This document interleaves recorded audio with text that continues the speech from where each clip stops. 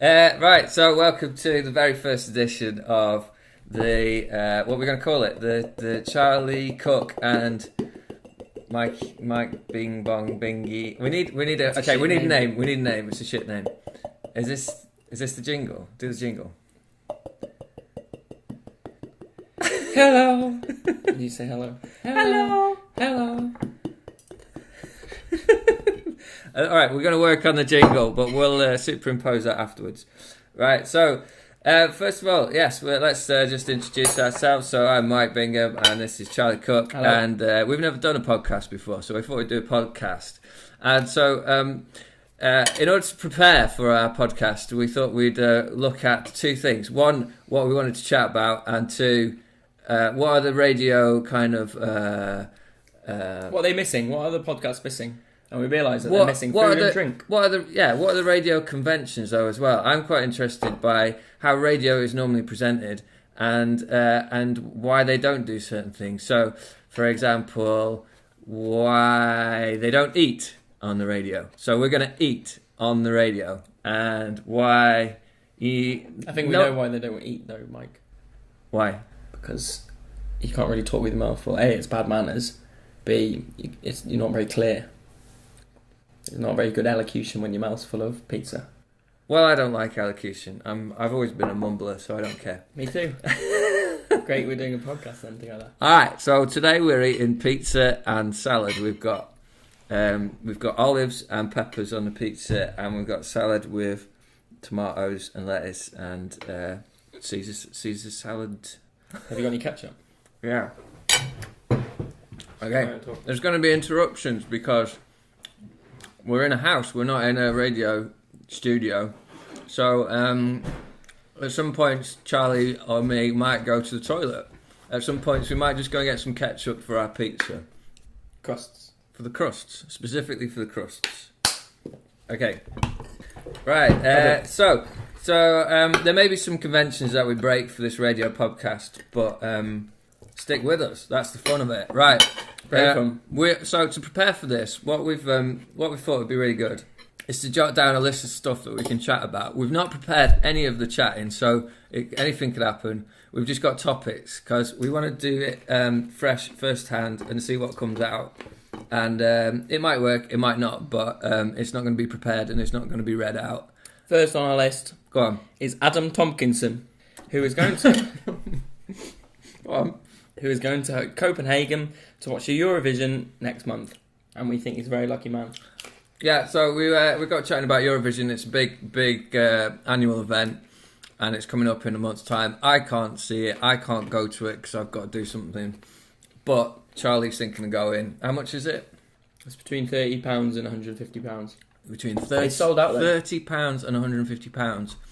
Is there no way of entering a competition and getting a ticket? I looked on eBay for tickets, but I couldn't find any. But I will not give up there. What are you specifically keen to see at the Eurovision this year in Copenhagen? There's not one specific thing, Mike. It's the best day of my year in my living room watching Eurovision, and the best of the year is amazing for me. So imagine the best day of my year times by 150 if I am there in Copenhagen watching all this happen live.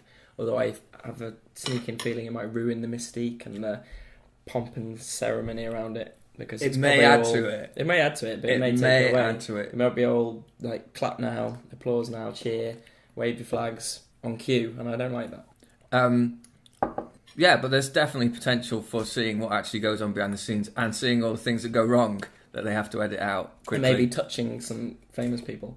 And you can touch famous people. Or future famous people. I know that's a favourite pastime of yours, so...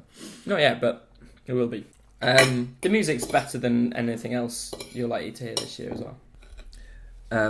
That's good. And it also... it predicts the future of music in Europe, so... it's always good to be at the cutting edge of music and see what's going to happen next and what's going to come next in your charts. Do you honestly believe that? The last two British entries have been Bonnie Tyler and Engelbert Humperdinck. Okay, so there's some exceptions to that rule, but... Rewind 40 years and maybe you've got the... Okay, what have been your highlights of the Eurovision Song Contest over the years, Charlie Cook? Lordi, 2006, the Finnish entry. They came on stage dressed as monsters to perform a heavy metal song called Hard Rock Hallelujah. Nice. I suggest if you've got a computer or access to the internet, you can go to the internet cafe and watch that, because that is incredible. Our entries have been slated a lot over the past few years. Last year, Bonnie Tyler, she was dreadful. Engelbert Humperdinck, though, before that, amazing. Blue, I remember them. They were, the year before that, they were alright. But if you want real highlights, you veer away from Britain and look elsewhere, Eastern Europe. Last year, there was a Romanian vampire whose stage presence involved what seemed like lots of blood-soaked tampons hanging around him, and he was sort of jumping up to try and lick them, and then the whole stage was awash with fabricy blood. It was a bit like The Shining / the toilet of tampon ladies on their period. It was weird. Too much detail.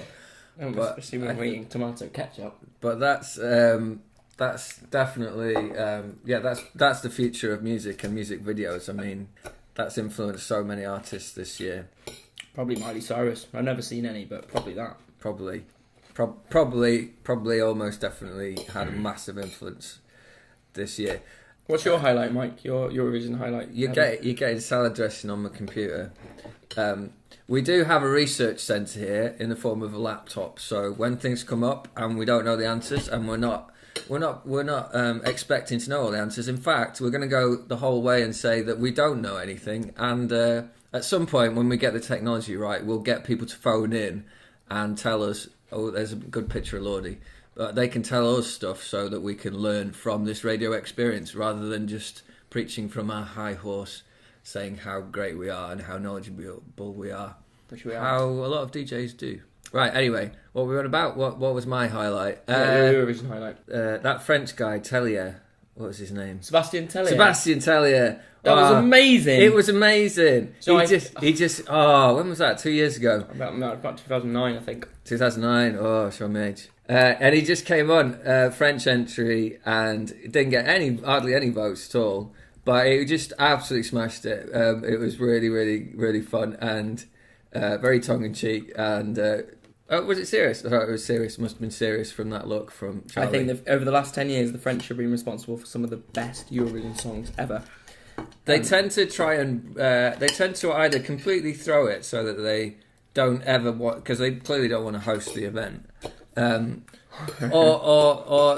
kind of take the mickey and go against the grain. And in that particular year, Sebastian Tellier was just absolutely phenomenal. So check that one out on YouTube. Before that, 2 years before that, or 3 years before that, there was a band called Le Fatal Picard, who they performed in costumes designed by Jean-Paul Gaultier. Their costumes are horrible, but by golly, their song was incredible. When I go on my iPod and I type in my 25 most played songs, that is at the top. L'amour de la Française by Le Fatal Picard. And it got nowhere. It didn't win. It didn't get many points at all. Whenever I speak to French people about their prowess of Eurovision, they've won 4 or 5 Eurovision titles over the past 50 years. They always sneer at me and just go, they don't care. They don't care. Okay, so I've not heard that track, and we'll change that.